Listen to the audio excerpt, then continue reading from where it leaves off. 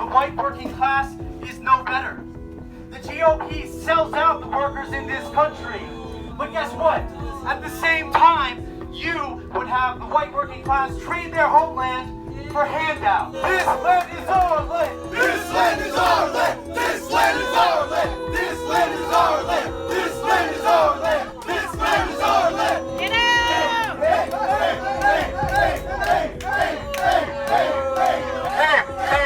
excuse me. You guys!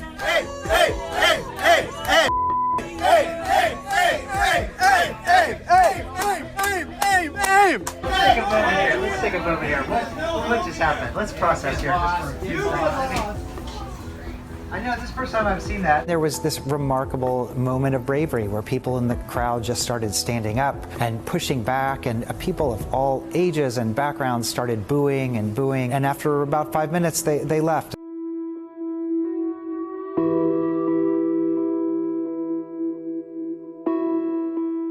These issues weren't just invented yesterday or even with the election of President Trump.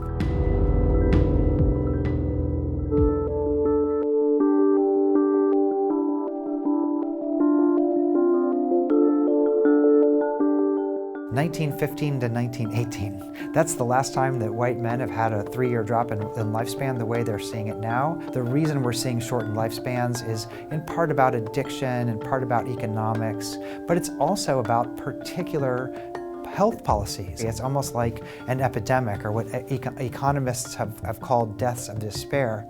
But the irony here is that people are voting for these policies that are shortening their own lifespans.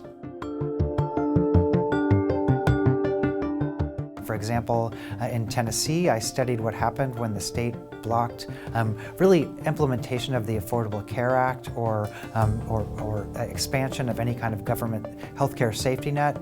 And what I found was that that act alone ended up costing every white person in the state on the aggregate about 2 to 3 weeks of their life.